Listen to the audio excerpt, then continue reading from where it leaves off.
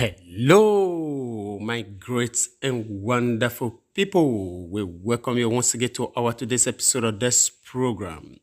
And today we get this message for our table. When we want quickly review to now when it concerns this UK asylum. When it say they don't already bring out concerning the persecuted Biafrans. When it say they will decide to run enter UK. Now it get the reason why say we want to sit down, really reason this matter together once again when it concern these strategies of UK and this Zoom Buhari. When it just the return for UK right now, it never even reached under how many weeks when UK announced this asylum. It get a lot of things when it be say a lot of us not understand when it concerns the strategies when it be say this UK and this Zoom Buhari, they try to put hands together, they shield up so that they will use and they deceive most especially these Biafrans. And we so much thank God for the lives of the Biafrans and also the leader of indigenous people of Biafra for their proactiveness when it be say they themselves they tell UK categorically say they don't need anything like asylum. Waiting they need na referendum.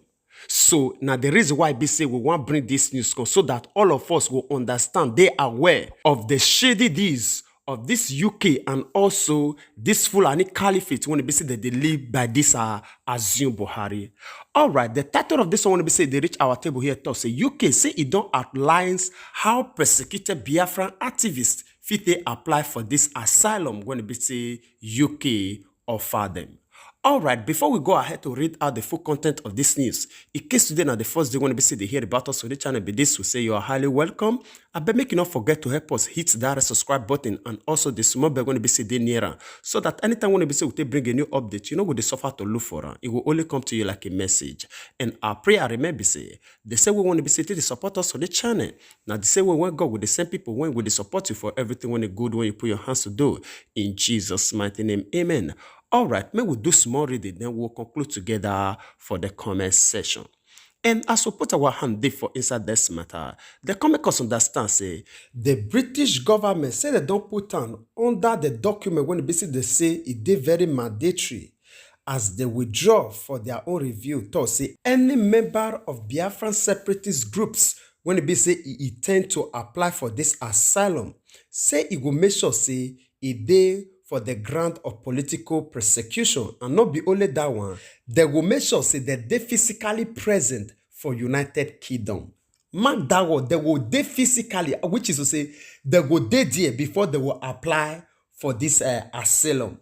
Which is to say in another word that they find a way to extract the Biafrans come on from Nigeria. I remember people make a lot of this. You know, say with they think far. Then they find the way, the tension not too much. This man just they come from United Kingdom, he never to take. So they go sit down, do table talk right now.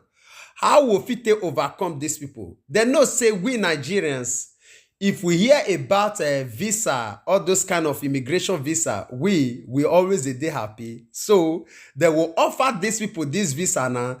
Then they will happy to come up for Nigeria. They won't go relax for United Kingdom. From there, which is agitation, will end. Abi, even though say now 1,000 or 200,000 people now in want make they come up for Nigeria now, in as much as they be Biafrans, say they use that word, say they under persecution for Nigeria, they're ready to harbor them, they're ready to welcome them, in as much as they will get peace for Nigeria, which is the peace when it be say it will allow them to strive forward for this one Nigeria when it be say it be their own for their own benefits as United Kingdom. Remember, say the whole world don't already know what they happen for Nigeria, and most especially this Biafra issue. So they know if we do more now with force. So they want these strategics.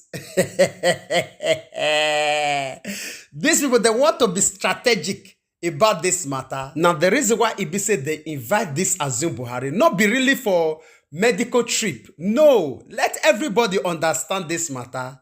Say they sit down, do table talk, say, all right, we will offer them this asylum. All of them will happy come up for Nigeria now. Then una will get peace Fulani herdsmen and this Fulani caliphate, they will get peace with this Azum Buhari for them to continue to manipulate this country they go. Now, the reason why they say this visa asylum come make everybody they hear us. All right, we will still do small reading. Then we'll conclude together for the comment section. And the content say, according to Cable, UK Visas and Immigration say they don't disclose as they release their new guidelines to their decision makers on how they will take consider and grant asylum application to members of Biafran secessionist groups.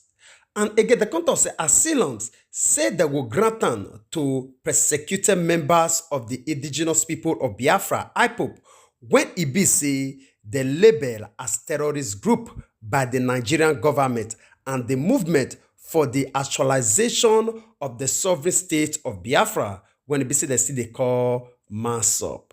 And still on top of the matter, the content say the Nigerian government said they also oppose their decision when it be said this United Kingdom, they say they want grant asylum to the members of IPOB. Why it be say IPOB members themselves also declare say wetin they want now freedom through referendum, not be asylum from the United Kingdom. My wonderful people, I bet make una listen to us. We so much love the tricks when it be say they want try to play here. Now we want to tell them say we wise past them. Honestly, if I thought say they want play tricks, they're supposed to play them wisely. Now, the United Kingdom offer asylum to the members of IPOB. Listen to us. Why it be say then themselves reject that very offer? Say, why United Kingdom will offer asylum to the members of IPOB, whether they don't know say Nigeria na sovereign nation, which is initial gira. Honestly, so that we will assume say they're not there aware, not be the planner. I don't know whether you people they understand the tricks here now. So now the reason why it be say they come with that initial gra, so that it will be like say then with the United Kingdom that they fight, that they battle. Whereas now their own original plan now it be that very one. They understand very well. UK understand this thing. Say we Nigerians we so much like traveling. Yes. If they offer us this kind of opportunity, honestly, we go happily, joyfully grab and see and say, na golden opportunity to us. Then we go forget the struggle when it be say yes with the struggle for this Biafra nation. And remember, say the thought, say anybody when it be say they will grant this asylum, he must make sure say physically it will be present for United Kingdom, right? Listen to us, how these people take the food themselves will not be also. Let us imagine, say, like 100,000 Biafrans now. They come up for this country, say that they go United Kingdom, they want to go seek for this asylum. They will give them all. But they will physically be present for there, right? Okay, let us imagine, say 100,000 Biafrans, for instance, come out today for this Southeast, enter United Kingdom. Tell me who want agitate for the Southeast? Who want talk about the name of Biafra again? You know they again now. Who want go against the federal government again? Who want carry flag for the street again? Who want do rally again? You know they again now. You know say agitation, it depends on the strength of the population. Yes. If you not get population, no need for agitation. The reason why it be say yes, this very country still remain like this today now because the strength of the population when it be say if they move against the federal government of Nigeria, it not they much than the one when it be say if they move for the federal government of Nigeria. Yes, because if the strength when it be say if they move against them, in many parts the one when it be say if they support them, definitely they will fall. So now just the simple strategies when they say they want to try to use now in be that very one because the United Kingdom themselves that they find way to make sure say they destabilize this agitation of the Biafra as a nation. Honestly, they know what feel use violence they do now because the whole world don't they upon them. That they wait for any move when they say they will move next. Honestly, now the reason why they present this asylum like a very fine project to us. So that we will gladly, happily accept them. Things say they want use and help us. Whereas now our own downfall now in be. Thank God for the vision and the wisdom and also proactiveness of Biafrans when it be said they categorically tell the UK say we don't need anything like asylum. What we need now freedom by referendum. If una think say una wan help us, make una conduct referendum for us. Yes, say na dem be our colonial master, right? So now they bind us together for this offering when they say we did. They still get the same power to come to say, okay, Nigeria, we be think say it would be better for una. Now it make us first join una together. Now, as these people say, you know, they favor them, they say they want go, then may we come together to do everything possible. Make everybody they happy. Make the day on their own. May we see what will become of them. Why they not talk like that? Why asylum? This one are the question. Why asylum? Why now?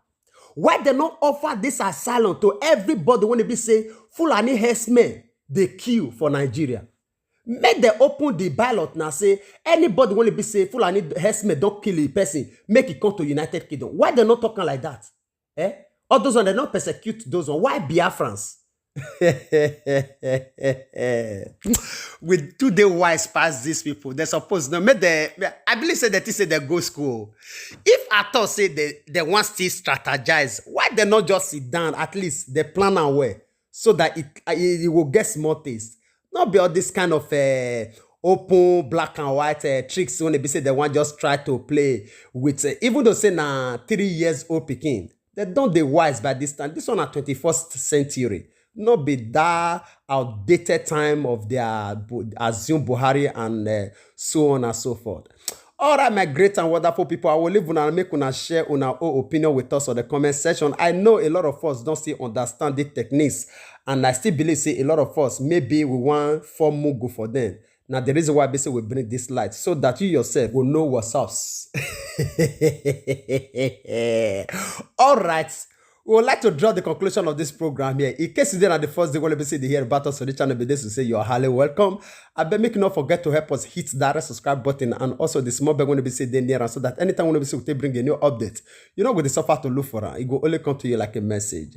And our prayer, remember say, they say we want to be say they support us on the channel. Now they say we want God with the same people when they support you for everything when it's good when you put your hands to do in Jesus' mighty name. Amen. And you when you don't already be part and parcel of this great family, when they say they help or they share this broadcast, anytime when they say they make them, God Almighty will bless you. Your effort towards us for the channel will not taken for granted at all. We really appreciate you. I beg make you not forget to help us share this very one as well so that if we still reach our brothers and sisters all over the world. And as you do so, God Almighty will bless you. We would like to draw the conclusion of this program here. We will see you again when we see you. Remember, we love you all. Bye-bye.